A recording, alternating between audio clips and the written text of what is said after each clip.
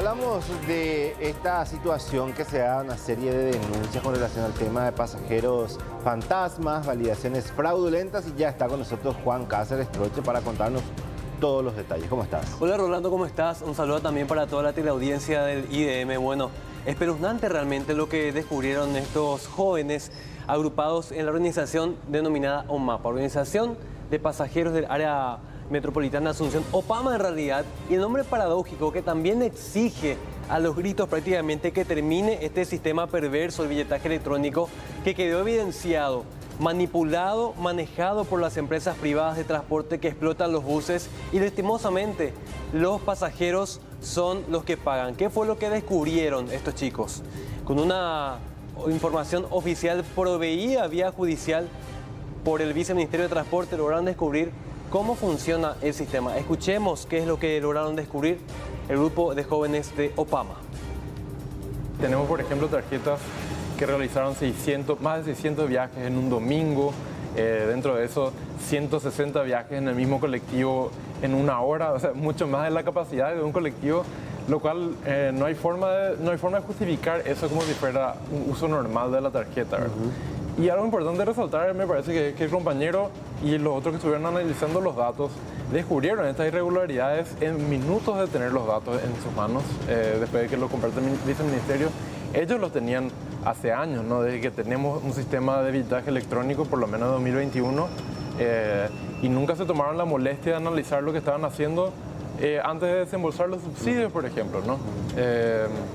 Sino que los entregaban más o menos con el análisis que hacían, pero sin controlar que no hubiera fraude en el uso de las tarjetas. Este monto de 50 millones representa lo que la tarjeta que más gastó en un año.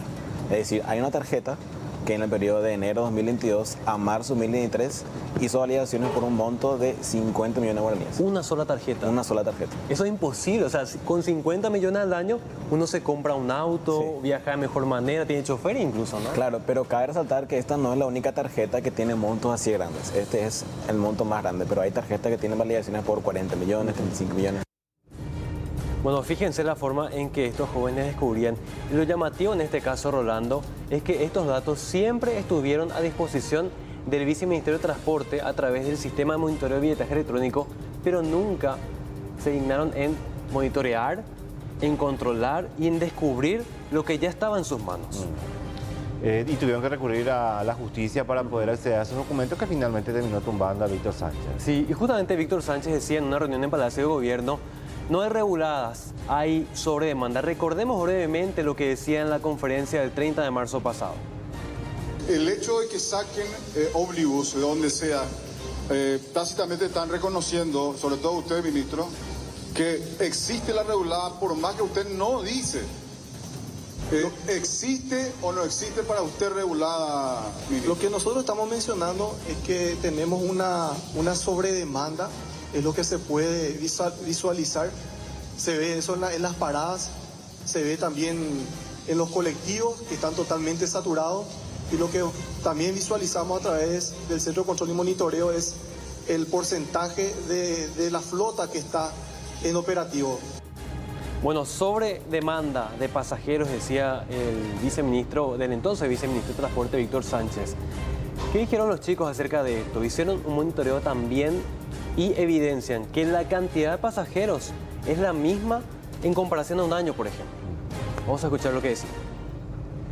Realmente lo que nosotros comprobamos con los datos es que eso es mentira, porque la demanda de pasajeros del 2022 al 2023 es la misma. Entonces, lo que dijo el viceministro de que hay una sobredemanda de pasajeros, que de repente hay demasiada gente en las calles, quedó totalmente desmontado, porque en realidad en las calles lo que quedó es vacías de buses. En realidad lo que hay es no hay más buses por las calles y sigue habiendo la misma afluencia de gente. Porque lo que quiso hacer el viceministro es culparle a los usuarios de que somos muchos de repente, cuando en realidad es al revés, hay menos buses cada vez. ¿Cree que fue irresponsable lo que dijo? Totalmente, fue totalmente negligente, porque estaba deslindándose de la culpa o de la responsabilidad que tenía el viceministerio, porque tenemos que ser claros, ¿quién tendría que controlar de que las empresas cumplan con el deber? El viceministerio tenía que estar controlando de que haya la frecuencia, de que no hayan estos pasajeros fantasmas, y el viceministerio empezó a hacerlo cuando nosotros empezamos a hacerlo, y se nos quiso adelantar y lo tiró como la información días antes, pero fue porque nosotros teníamos ya la información. Bueno, y esta situación que se revela, estos números, estos datos que sacan de Opama y también el bombardeo de denuncias, porque ayer se presentó cualquier cantidad de denuncias contra Víctor Sánchez, contra Cetrapan y varios otros sectores, también de alguna manera obligó al sector empresarial a sincerarse con relación a lo que está pasando con el tema de los buses y las reguladas. Sí, y fíjate lo que está pasando, Rolando, porque tanto UCETRAMA como Cetrapan, que son las dos organizaciones de empresarios de transporte, ahora pegan el grito al cielo y están diciendo que se investiguen todas las denuncias, pedimos que no se apañen. Pero las empresas encargadas o las empresas responsables de estas manipulaciones y del billetaje electrónico forman parte de estas agrupaciones.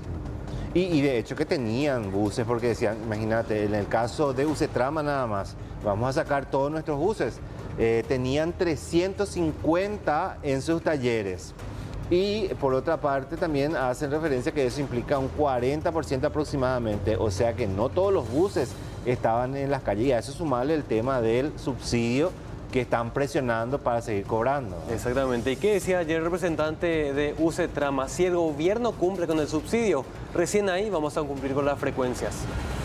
Señor presidente, le pedimos también que sea prioritario, que nos proporcione las condiciones para que podamos servirle al ciudadano. Nuestro problema hoy, señor presidente, señores periodistas, amigos, conciudadanos y principalmente pasajeros del transporte público, es que le necesitamos alzar en los buses. Necesitamos alzarle, llevarle esas autoridades y volver a sus respectivos hogares. Eso es lo que necesitamos, y para eso necesitamos ómnibus en la calle. Para que tengamos los ómnibus en la calle necesitamos que se cumplan con las obligaciones del gobierno. Cumplimos nosotros, cumple el gobierno. Bueno, y sumamos a eso también lo que ellos expresaban en su comunicado. Decían, si en 8 días no hay pago de subsidios, si no reciben los 6 millones de dólares, va a colapsar el transporte público, que de hecho ya está nomás luego colapsado.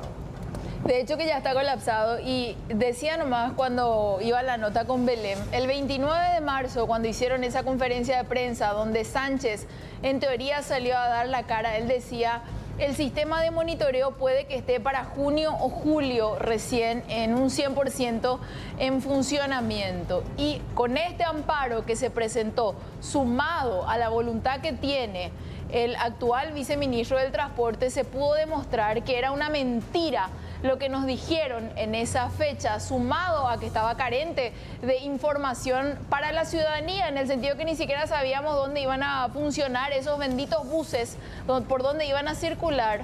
Y ahora tampoco siguen funcionando esos colectivos. Funcionaron 1 o 2 días para cerrarle la boca a unos cuantos y después nada. Acá lo que se destaca, más que nada, es esta juventud rebelde, que finalmente son de una nueva generación, son tecnologizados, son nativos digitales y han permitido hacer el seguimiento secuencial y demostrado que cuando hay predisposición, cuando hay una determinación, se puede llegar a una verdad real. Porque esto siempre fue un secreto a voces, pero ellos vinieron con evidencias y dejando de contramano a todas las autoridades. Ahí está el viceministro. El 23, reprisamos acá la conferencia de prensa. Parecía más bien un vocero de los empresarios y no precisamente un referente gubernamental. Así que esta suerte de revolución tiene que seguir. Insisto, siempre se dijo que había una mafia enquistada y evidentemente, como quien dice, las brujas no existen, pero con estos números de que las hay, las hay. Y un dato preocupante, compañeros, vamos a hacer un poco un recuento, una comparación. Lo que dijeron los chicos en este informe que se presentó por parte de Opama es para dimensionar nomás. Vamos a hacer una especie de dibujado. Amalia, Roberto, sí. Rodi. A ver, una veintena de, más de 20 serían las tarjetas en situación irregular, las que aparentemente se estarían utilizando. Este recuento va en aumento. En 24 horas que estuvo en el cargo, el nuevo viceministro de Transporte logró detectar, fíjense ustedes esta diferencia, 7.400 tarjetas que se usaban de manera irregular para recaudar este subsidio de forma irregular. Súper preocupante. A este dato agregamos otro muy importante. Cada tarjeta hacía un promedio de 300, incluso 300 veces en una jornada, para seguir haciendo, digamos, el recuento de que efectivamente el supuesto pasajero siguió utilizando, para seguir robando. El recuento que hizo el nuevo viceministro en las primeras 24 horas ¿Saben cuántas validaciones se lograron detectar de forma irregular? A ver. 487.000 validaciones. Y ojo, son datos preliminares, es decir, probablemente este siga en aumento este número y que indigna a toda la ciudadanía, porque mientras estos buses daban vueltas alrededor de las ciudades, lastimosamente muchísima gente estuvo ahí esperando que pasen los colectivos que debían cumplir sus frecuencias. Y un dato más, hoy decía el viceministro, hay 7 empresas que están incurriendo en faltas gravísimas que después de un sumario ya estarían rescindiendo el contrato con estas empresas. Y le agrego, si bien los pasajeros son fantasmas, los responsables de estas empresas son de carne y hueso. Totalmente. Y tienen que responder administrativamente y si hace falta derivar los antecedentes a la justicia ordinaria. Y la que estuvo acompañando hoy todo este monitoreo es nuestra compañera Blanca López. Blanca, contanos más. Y lo que supuestamente no funcionaba en 24 horas también dio resultados y también dio un panorama al viceministro de Transporte, porque días atrás el anterior viceministro decía que el sistema no funcionaba a pleno y aún los técnicos que estaban ya trabajando con el anterior viceministro señalaban que ellos hacen informes mensuales del espectro que reciben de ese centro de monitoreo al cual hoy pudimos acceder. Y entonces de esta manera se demuestra que sí tenían forma de controlar, pero no querían hacerlo. Esta es la entrevista que teníamos con el viceministro de Transporte.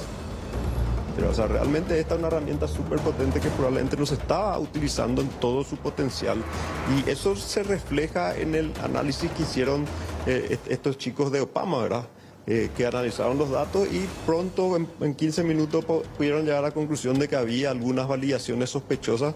Nosotros también acá en el análisis, en base a los datos que me pasaron los técnicos del Viceministerio de Transporte, enseguida nos dimos cuenta que el año pasado se hicieron 486.000 validaciones sospechosas y para esto tomamos el criterio de que son sospechosas todas las tarjetas que se utilizaron más de 10 veces en el día, ¿verdad? Entonces eso es posible que suceda, ¿verdad? O sea, una familia de 3, 4 niños que se va de ida y vuelta al colegio, por ejemplo, podría ser que en algún caso utilice 10 validaciones con la misma tarjeta porque eso permite el sistema, pero digamos que no es lo normal, ¿verdad? Y hay algunos casos que hay cientos de validaciones, miles de validaciones con la misma tarjeta en poco periodo de tiempo.